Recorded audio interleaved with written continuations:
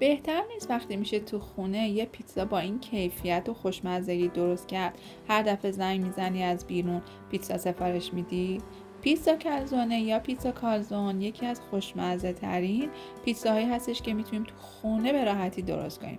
امروز میخوام بهتون یه خمیر نرم و لطیف آموزش بدم که درست کردنش خیلی راحته، خیلی هم خوشقلقه و وقتی هم درست میشه بافتش بسیار نرم و پنبه‌ایه. پیتزا کالزونه یکی از پیتزاهایی هستش که تاپینگش داخلش قرار میگیره، بافت بسیار نرمی داره، خیلی هم خوشمزه است. برای درست کردن خمیر این پیتزا نیاز داریم به آرد فانتزی. 320 گرم آرد رو با شکر، نمک و مایع خمیر فوری با هم مخلوطشون میکنیم. من برای داخل خمیر هم از کمی پودر سیر و آبیشن استفاده میکنم که خیلی خمیرم رو خوشمزه تر و خوش عطرتر میکنه. مواد خشک رو با هم مخلوطش میکنیم و شیر همدمای محیط رو به اون اضافه میکنیم. یک کمی مخلوطش میکنیم و میریم سراغ آب همدمای محیط رو، یعنی یک آب ولرم رو به مواد قبلی اضافه میکنیم. آب رو کم کم اضافه میکنم که خمیرم شل نشه و آبخور آردم مشخص بشه. مواد رو که حسابی مخلوط کردم اون رو ورزش میدم. اگر با دستگاه ورز میدین حدود 10 دقیقه و با دست یک ربع خمیر رو ورز میدین.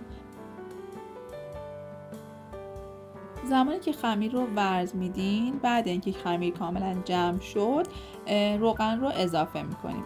یادتون باشه که با اضافه کردن روغن خمیر کمی شل میشه، پس در ابتدا آب زیاد به خمیرتون اضافه نکنید. بعد ورز دادن اگر احساس کردین که خمیرتون خیلی خشک هستش کمی آب اضافه کنید.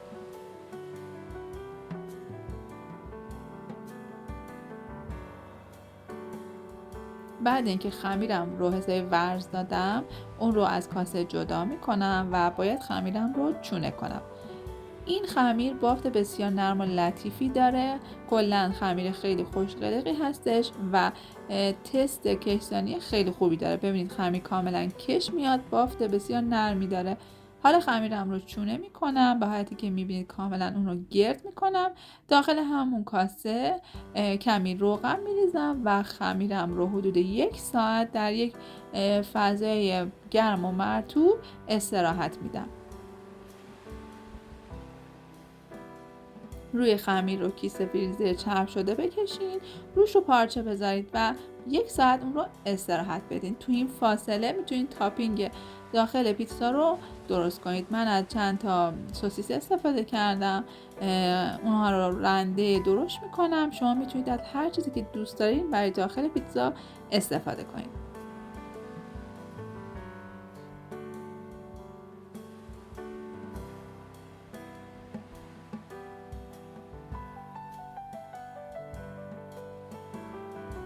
فلفل دلمه سبز رو هم من نگینی ریز خورد میکنم. برای داخل این پیتزا من مواد رو ریسه از حالت عادی خورد میکنم که داخل خمیر به راحتی پهن بشه و وقتی خمیر رو روی اون میاریم بافت بهتری داشته باشه. بعد از 1 ساعت خمیر من حجم گرفته، تقریبا 2 برابر شده.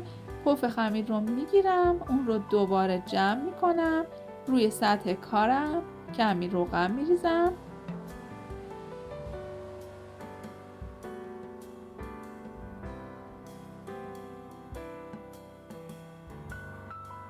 خمیرم رو روی سطح چرب شده منتقل میکنم، دوباره خمیر رو جمع میکنم و اون رو چونه میکنم.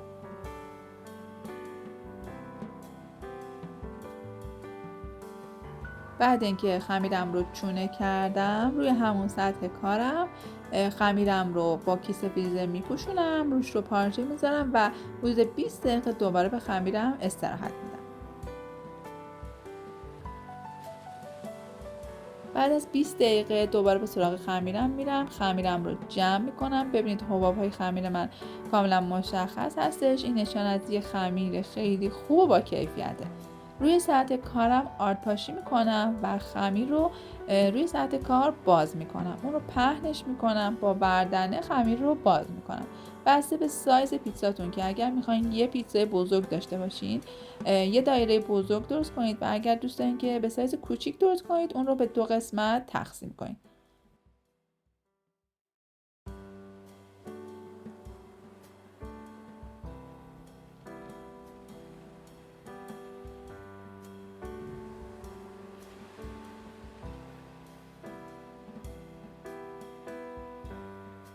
نیمی از خمیرم رو با پنیر پیتزا میپوشونم.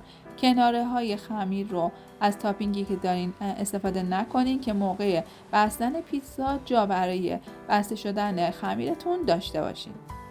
حالا از سوسیس های رنده شده روش میریزم و همینطور فلفل دلمه‌ای.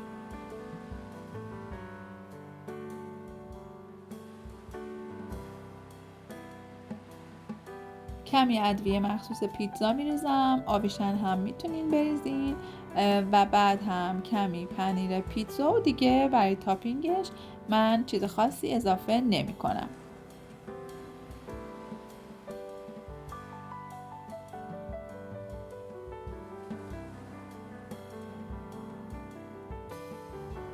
خب پیتزای من دیگه آماده است که اون رو کاملا ببندیم. نیمه دیگه خمیر رو به آرومی جمع میکنیم و روی قسمت قبلی میاریم، کناره ها رو روی هم قرار میدیم و بعد اینکه پیتزا کاملا روی هم قرار گرفت گوشه های خمیر رو به حالتی که میبینیم فیکسش میکنیم.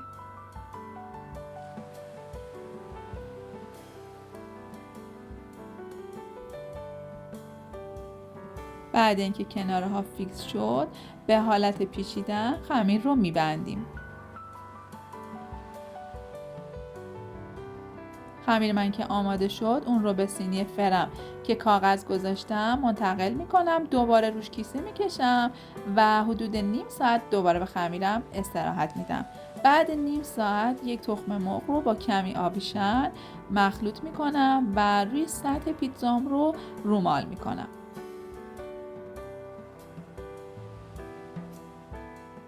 رومال پیتزام که تموم شد من از کمی کنجد استفاده میکنم، روی سطح پیتزا میریزم. اگر دوست داشته باشین میتونین روی پیتزا از پنیر پیتزا هم استفاده کنین. فرتون رو از قبل با دمای 230 درجه حسابی گرم کنین. پیتزا رو داخل فر قرار بدین با دمای 200 درجه تا زمانی که روی پیتزا کاملا رنگ بگیره.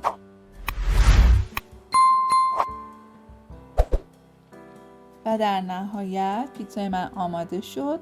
خمیرش خیلی خوش عطر و طعمه و همینطور بافت بسیار نرم و لطیفی داره.